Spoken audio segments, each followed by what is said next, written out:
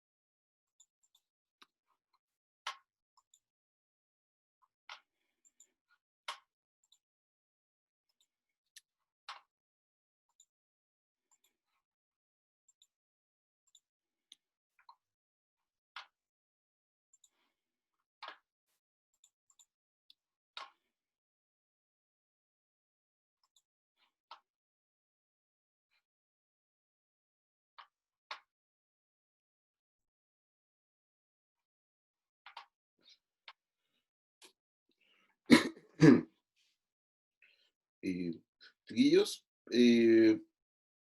mm, Paola Figueroa, ¿quién es?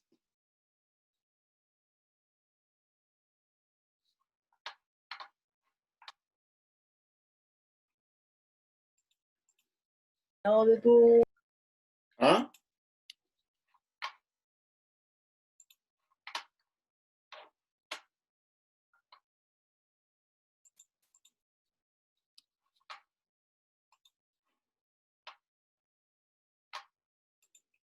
¿Saben quién es Paola Figueroa? ¿O es la mamá de alguien y está con el nombre?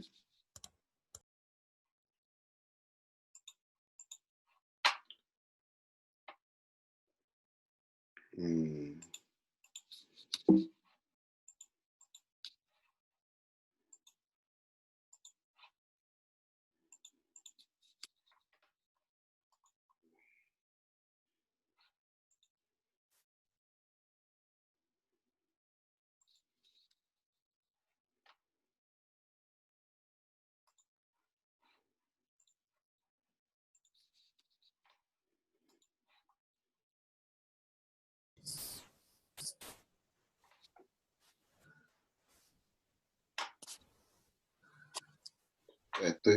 Estoy pasando la asistencia mientras y enseguida empezamos la clase de chiquillos. Estoy ingresándolos al tiro a la lista mientras los voy agregando. Hola, profe. Hola.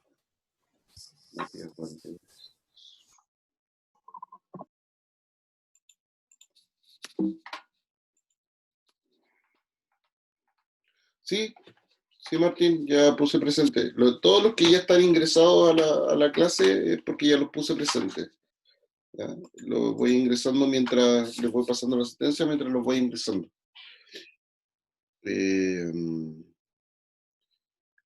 Canales.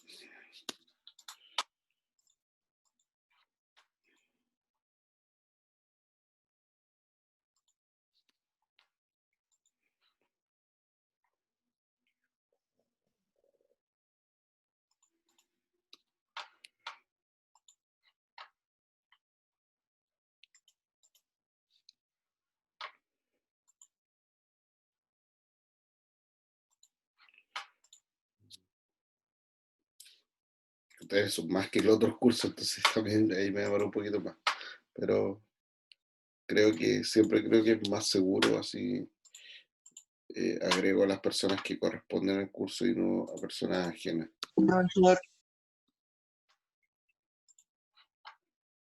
Mesa.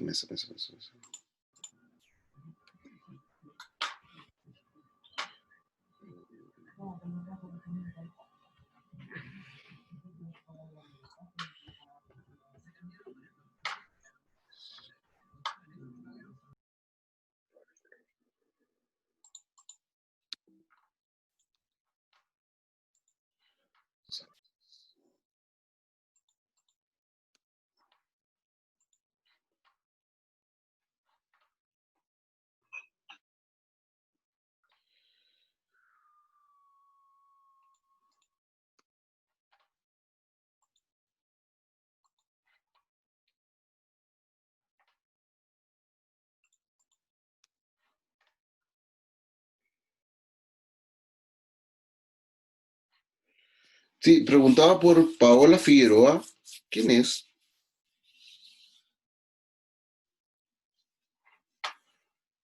¿Alguien la conoce? Es que, profe, muchos tienen el nombre de la mamá. No, de hecho es ella nomás. Ella es la mamá de Martín Duarte. ¿Sí? Ah, ya. Ya. ¿De Vicente Duarte?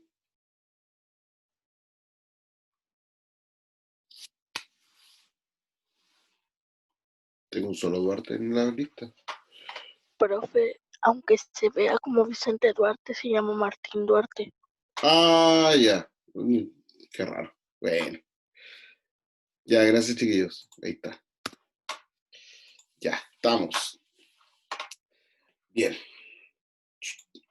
Ahí estoy yo. Hola. Bien, chiquillos.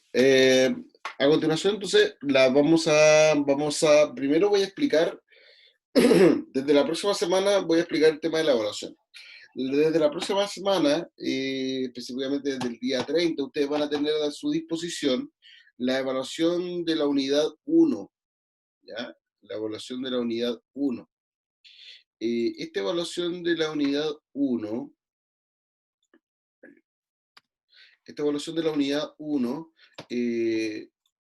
chiquillos, yo necesito que la hagan, necesito que se preparen para esa evaluación de la unidad 1, ¿ya? Por una parte, ¿por qué? Porque, por ejemplo, si hay alguien que no la hace, por ejemplo, si la Connie no hace la evaluación, yo no sé si la Connie no la hizo porque no aprendió o no la hizo porque no quiso hacerla, ¿ya? Entonces, necesito esa información, ¿ya? Necesito esa información, entonces necesito que todos la hagan. No es con nota, no es con nota la evaluación, ¿ya? No es con nota, Mauricio, ¿ya? No es con nota la evaluación, ¿ya? Es solamente con porcentaje de logro. ¿Cómo voy a hacer la evaluación? Desde el día martes 30, ustedes les va a llegar un link a Classroom. Ustedes van a ver un link en Classroom que va ahí estoy viendo todavía si lo voy a poner como un link en el tablón principal o bien lo voy a poner como una tarea. Ahí estoy viendo cuál de las dos opciones es la que voy a utilizar, ¿ya? Pero va a ser un link en Classroom. Y ustedes van a hacer luego la evaluación online, ¿ya? Esta evaluación online ustedes la pueden hacer. Esta evaluación online ustedes la pueden hacer en el computador, la pueden hacer en el celular, la pueden hacer en la tablet, en cualquier medio electrónico. No es necesario que la hagan en papel, en una prueba, no es necesario, ¿ya? Solamente con hacerla en algún dispositivo electrónico, por una parte. Por otra, la facilidad que me da eso es que me llega el resultado inmediatamente, ¿ya? Porque de hecho yo las pruebas ya las tengo listas y de hecho ayer terminé y envié las pruebas de ustedes y quedó súper práctica y es súper simple de hacer, ¿ya? Tiene 3 ítems, uno de verdadero o falso, uno de alternativa y uno de términos pareados. Entonces, pero como les digo, para que lo tengan presente, entra solo la unidad 1 de acuerdo a lo que se presentó en el temario, ¿ya? Para que no entra lo que estamos viendo recién que corresponde a la unidad 3. sino que son los elementos que vimos a principios de año, que alcanzamos de ver algo de manera presencial, y lo que luego trabajaron ustedes a través de guías y a través de los videos que se subieron a YouTube. Eso es unidad 1, ¿ya? La unidad 2 y 3 se va a ir evaluando posteriormente. Y la idea es ponernos al día con la unidad 4. Esa es más o menos la idea que tenemos nosotros como colegio, ¿ya?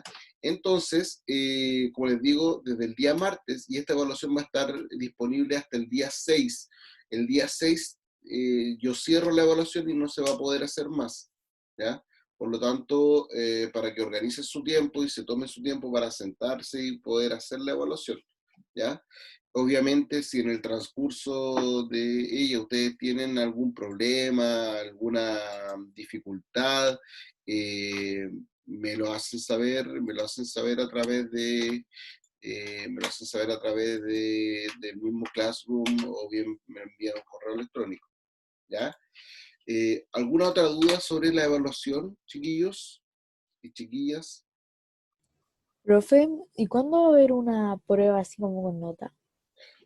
Aún no lo tenemos claro, Cristóbal, sobre todo por, mira, siendo súper realista, eh, yo esperaría los resultados de este tipo de evaluaciones. ¿Por qué? Porque igual tenemos ahí algunas cosas todavía que saber. Por eso te digo que yo necesito la información. Por ejemplo, ¿están aprendiendo igual que si estuviéramos en el colegio? Esa información yo todavía no la tengo, ¿ya? Nosotros hemos hecho material, hemos hecho guías, hemos hecho autoevaluaciones, hemos hecho guías para que hagan la actividad y todo, pero no sé si todos la han hecho, no lo sé. No sé si todos lo han podido revisar el material, tampoco lo sé.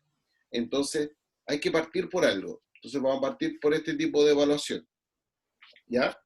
Eh, entonces, eh, partimos por algo. Yo creo y espero, dependiendo de los resultados, ahí a lo mejor podemos después ver si les fue demasiado bien, para cosas también que no perjudique tampoco ponerle nota en estas evaluaciones, ¿ya? Pero como te digo, por un primer momento es saber, ¿no? Es saber en qué están y cómo están, ¿ya? En términos de aprendizaje. Eso es lo que nos interesa en un primer momento. Créeme que las notas van a pasar, probablemente van a pasar a un segundo plano durante todo lo que perdure la cuarentena, la pandemia y la suspensión de clases. Eso creo que estamos todos esperando, eh, de que pase eso, de que no sea tan relevante las notas. Pero eso no significa que no sea relevante el aprendizaje. Son dos cosas distintas, ¿ya? Eh, o sea, probablemente no vamos a tener obviamente la misma cantidad de notas que teníamos en un año normal, pero como te digo, para mí es mucho más significativo que usted aprenda antes de poner notas, ¿no? Y tenemos que primero que asegurarnos de que el sistema que nosotros estamos haciendo de enseñanza, a través de clases en Zoom, a través de Classroom, a través de guías, eh, sea realmente eficiente para que a ustedes les sirva para aprender. Bien, chiquillos, así que atentos desde el día martes para el tema de la evaluación. Otra cosa, necesito, me pidió el profesor Sebastián Ramírez que les recordara que hay unos videos que se subieron al Facebook del colegio, de instructivos para cambiar el nombre en Classroom, ¿ya? Yo igual me he fijado que el otro día me escribió un mensaje, no sé en qué, no recuerdo en qué curso, me escribió como Dragon Ball Z, así como, yo sé, ¿y quién será Dragon Ball Z? Entonces, hay un instructivo de cómo cambiar el nombre para poder interactuar en Classroom, porque lamentablemente, o por correo, los correos a veces son bastante ficticios, entonces yo no sé con quién estoy hablando. Si no me ponen tampoco quién es, por ejemplo, ¿ya? Así que hay un instructivo de cómo cambiar el nombre en la sesión de Classroom, ¿ya? Bien, chiquillos. vamos a hacer la clase de hoy, que, ¿dónde estás? Aquí está. Que corresponde a Imperio Carolingio. Ahí está. Imperio Carolingio. Vamos a ver las características del Imperio Carolingio y vamos a Profe, ver cuál fue la importancia en el tiempo del Imperio Carolingio. ¿Perdón? profe, Dígame. que está usando el celular para entrar a Zoom y ahora voy a entrar desde el computador. Dale. Aquí me llega cuando ingrese. Así que ahí te dejo entrar. Ya, ¿Ya? Dale mal. Ya, chiquillos. El Imperio Carolingio. ¿Qué haremos hoy? Revisaremos las características de los reinos germánicos y el Imperio Carolingio. ¿Ya? Los reinos germánicos se van a iniciar sobre todo a partir de la conquista de los francos y el establecimiento de la dinastía merovingia por parte de la dinastía merovingia por parte de Clodoveo. ¿Ya? Ahí se va a iniciar esta idea de los reinos de los reinos germánicos y posteriormente del Imperio Carolingio. La dinastía carolingia. Debido a la inestabilidad que se generó en el reino franco por la tradición de dividir la tierra entre sus hijos, no sería extraño que la dinastía merovingia llegara a su fin.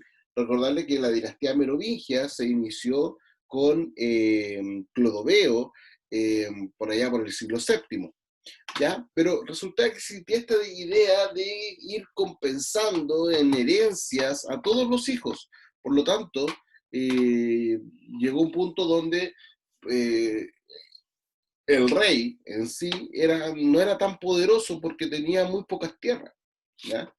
Con la caída de la dinastía merovingia surge una nueva dinastía, la dinastía carolingia.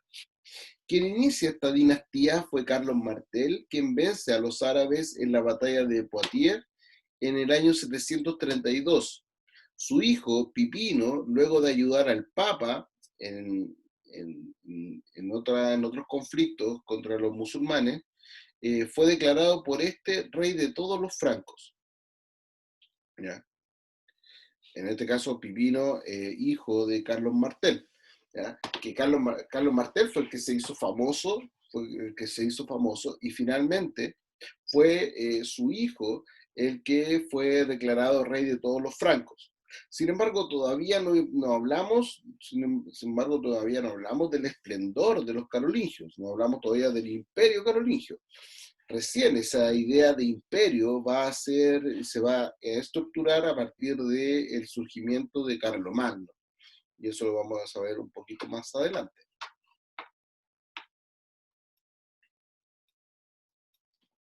El imperio carolingio. Cuando muere Pipino, hijo de Carlos Martel, le sucedió en el poder su hijo Carlos, luego conocido como Carlomagno o Carlos el Grande, quien gobernó entre el 768 y el 814. ¿Ya? Bastante tiempo, imagínense, casi 32 y 4, 36, 46 años reinó Carlomagno, para una época donde la gente no vivía muchas veces más de 60 años, 50 años. ¿Ya? Fue un gobierno, un mandato real bastante largo.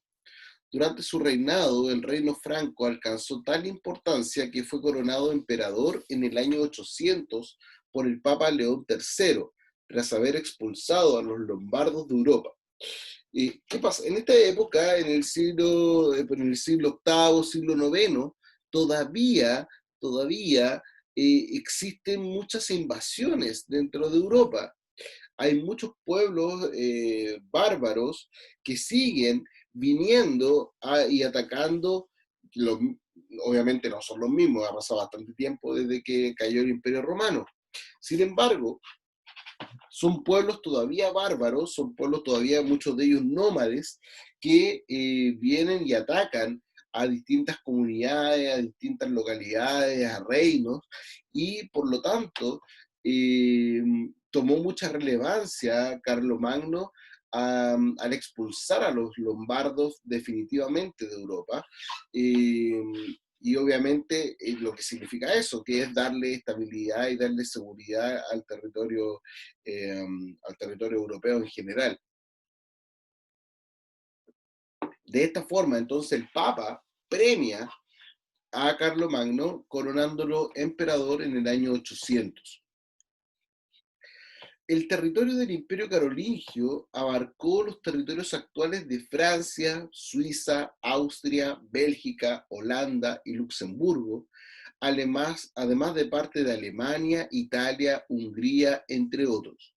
O sea, ¿por qué es significativo el tema del Imperio Carolingio? Porque va a ser una especie de intento de volver a recuperar la unidad, al menos de territorio, que existía en Europa durante el Imperio Romano. Ese va a ser el intento de Carlomagno, eso va a ser lo que va a buscar Carlomagno, que es volver a recuperar la unidad de Europa.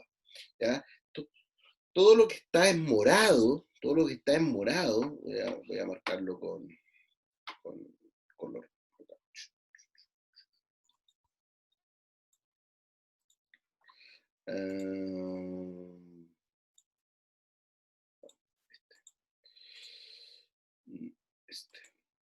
Todo lo que está en morado es lo que correspondió en su momento al Imperio Carolingio.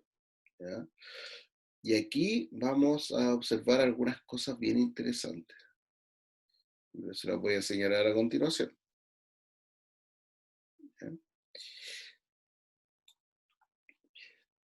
No olvidar, como les decía hace un rato sobre el tema de los lombardos, no olvidar que siguen habiendo invasiones por parte de algunos pueblos bárbaros que atacan hacia Europa y que vienen provenientes de esta zona, ¿ya? Provenientes de esta zona, o bien, los vikingos que atacan desde esta zona. Por lo tanto, parte importante de la idea del Imperio Carolingio era establecer y dar seguridad al interior del imperio. Esa era la idea, lo que buscaba Carlomagno, que no fuera solamente un tema de aumentar su poder y su territorio propio, o el territorio de su dinastía, sino que fuera también una idea de dar seguridad a las personas que habitaban ese imperio. Para eso, lo que hizo Carlomagno, reordenó su territorio en 3 estructuras. Estaban las marcas, los condados y los ducados. Las marcas, los ducados y los condados. ¿Ya? Y para eso, y dependiendo de la estructura y el lugar de cada uno, es que tenían distintas ubicaciones dentro del Imperio Carolingio. Por ejemplo, las marcas estaban en las zonas donde había más riesgo, más peligro de ser invadidos. Por ejemplo, aquí, aquí, aquí, aquí, aquí. Esas eran las marcas. ¿Ya? Estaban en las zonas que necesitaban ser más resguardadas. Luego estaban los condados, perdón, los ducados. Los ducados también tenían otra estructura también necesaria para la defensa. Este era un ducado, Sajonia. Este era un ducado, está Milán y otra. Y el ducado de Spoleto. Otra estructura. Y finalmente estaban los condados. Y aquí que estaba el condado de Bretaña y el gran condado del centro del Imperio Carolingio. ¿Ya? Pregunta, ¿quién mandaba al interior de los condados?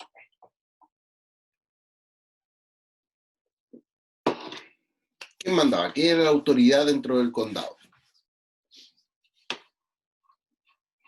Ustedes lo saben.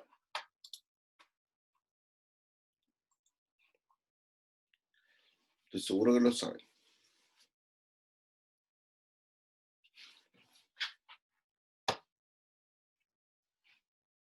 ¿Quién mandaba al interior de un condado?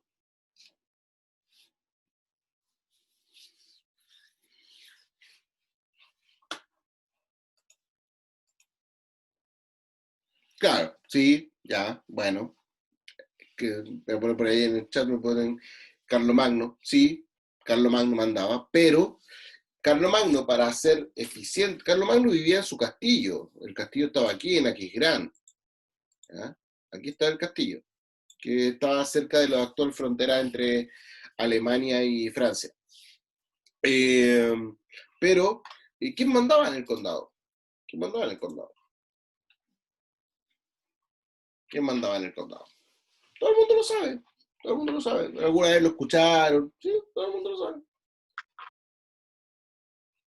¿Quién manda en el condado?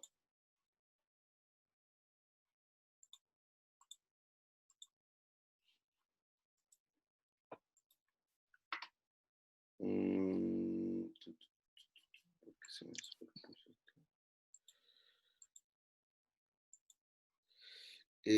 No sé si es, pero el señor, ya, presidente, no. El rey, sí, mandaba el rey, pero el rey al condado le entregaba al condado, para el condado le entregaba el poder a una autoridad, a una persona. ¿Quién era esa persona? ¿Quién estaba a cargo del condado? Más que la posición social, Ámbar, estoy pensando en la estructura política. Es como, es que lo que pasa es que no quiero llegar al tema feudal porque de aquí sale el tema feudal, entonces para que se entienda, no quiero ni mencionarlo todavía, ¿ya? Por eso es muy parecido al tema feudal, pero no quiero llegar a eso, ¿ya? Ahora, cuando termine esto, espero que lo entiendan. Chiquillos, a cargo del condado estaba el conde. El conde. ¿Quién estaba a cargo del ducado?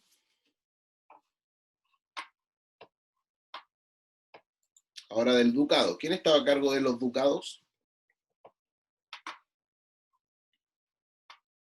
Si el conde El está... duque. El duque. ¿El duque? El duque. ¿Quién estaba a cargo entonces de las marcas? ¿Quién estaba a cargo entonces de Marco. el Marcos? El marqués. El marqués. ¿Qué pasó? ¿Qué pasó?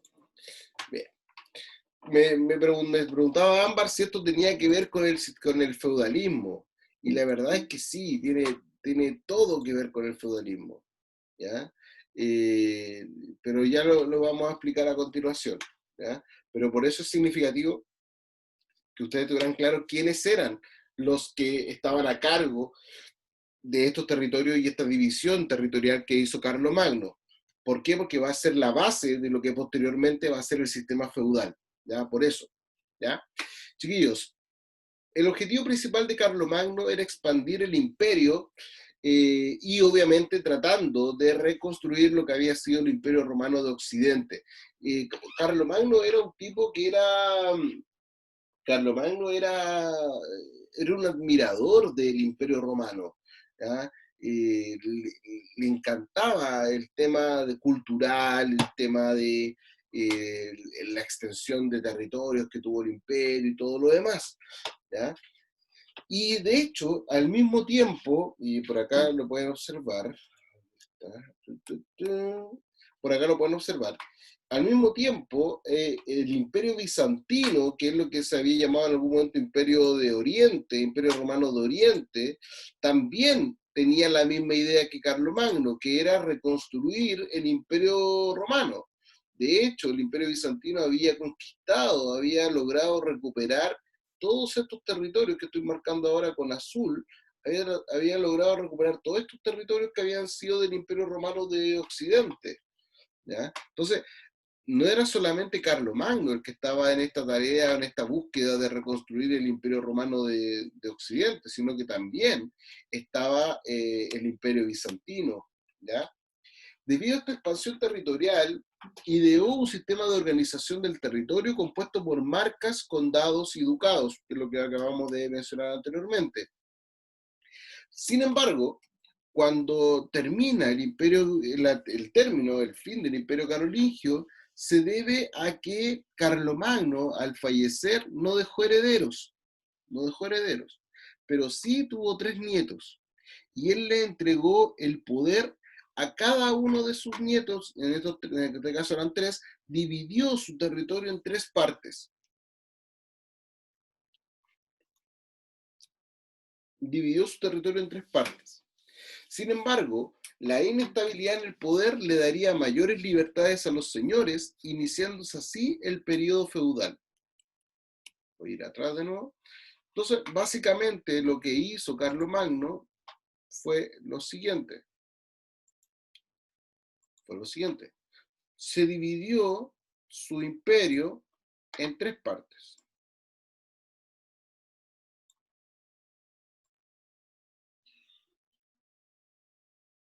¿Ya?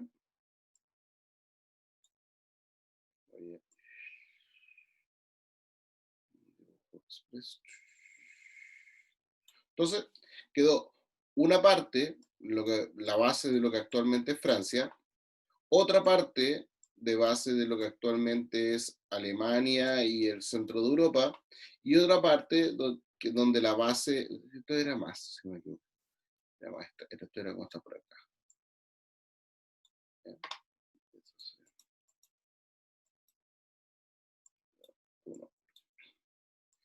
Esto era como está por acá.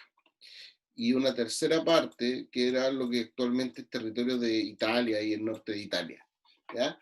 Eso se dividió en 3. Sin embargo, había todavía mucha inestabilidad, en Europa. Y por lo tanto, cuando los señores que vivían acá en estos territorios, los que eran condes, duques, marqueses, ¿ya? Cuando esos tipos se dieron cuenta de que los reyes que quedaron en sus territorios no eran tan poderosos y no tenían la misma personalidad de Carlomagno, ¿qué hicieron? Se tomaron mayores libertades. Y como se tomaron mayores libertades, finalmente el territorio y finalmente y también pues, los reyes, para evitarse conflictos y cuidar que sus territorios estuvieran protegidos y los habitantes de sus territorios también estuvieran protegidos, ¿qué fue lo que hicieron?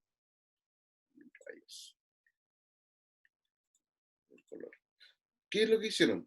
Tomaron sus territorios y los dividieron en pequeñas estructuras o menores estructuras que los reinos, y de esa forma se dio inicio al periodo que vimos en la hora anterior, que nosotros lo llamamos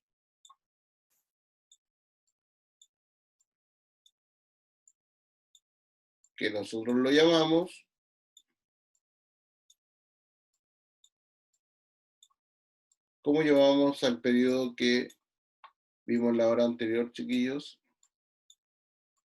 Feudalismo. Feudalismo, eso es. Entonces, ¿por qué las personas terminaron yendo a los feudos buscando mayor seguridad y se convirtieron en siervos? Porque los reyes de lo que había sido el Imperio Carolingio no eran capaces de entregarle seguridad, pero sí encontraban la seguridad en estos lugares al interior de los reinos.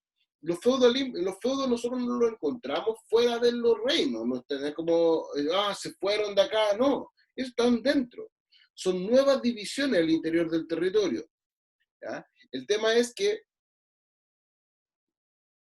y que se entienda bien esta distinción, al interior del feudo parecía que el señor fuera el rey, porque el rey era tan incapaz de poder gobernar todo el territorio, que el rey, al entregar el feudo a los señores, le entregaba también la capacidad de tomar las decisiones por él. Entonces, imagínense el señor feudal, el tipo era rey al interior de su feudo. Nadie podía discutir el poder del señor feudal. Nadie. Salvo, y eso es lo que algunos elementos que van a generar cambios en esta época, salvo cuando en ocasiones cuando no estaba el señor feudal. Por ejemplo, cuando fue a pelear a las cruzadas, cuando el tipo moría y no dejaba herederos, cuando ya no había tanta inseguridad fuera del feudo. Si no hay tanta inseguridad al interior, afuera del feudo, y yo, siervo, me acerqué al señor feudal para vivir en el feudo, porque tenía miedo de que afuera me pasara algo y resulta que afuera ya no pasa nada, ¿para qué voy a seguir ahí? Todos esos elementos se van a ir sumando y van a terminar en que se va a ir debilitando cada vez más la idea y la figura del señor feudal. Pero eso ya falta bastante para ver eso. ¿Ya?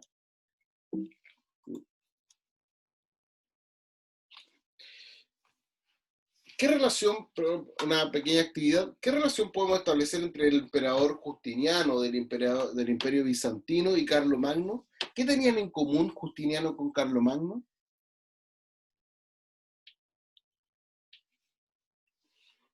¿Qué tenían en común estos dos personajes?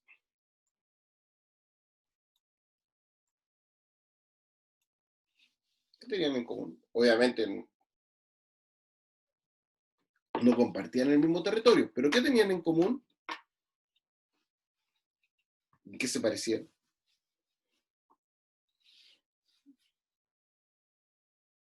¿Qué es lo que quería hacer Carlomagno con el territorio?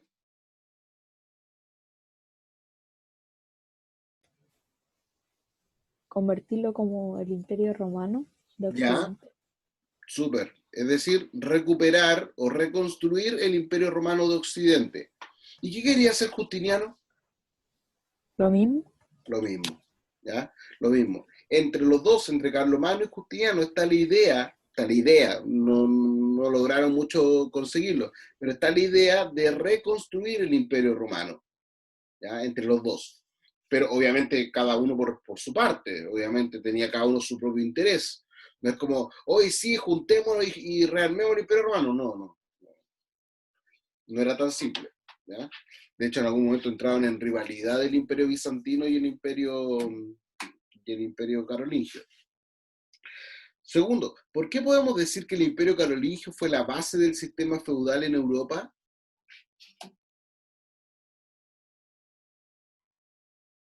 ¿Por qué podemos decir que el Imperio Carolingio fue la base del sistema feudal en Europa?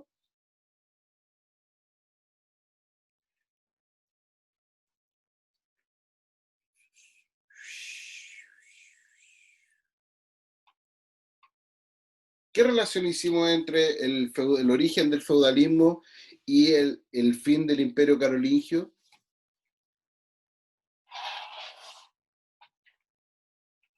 ¿Qué relación hicimos con eso? Entre el fin del Imperio Carolingio y el surgimiento del sistema feudal.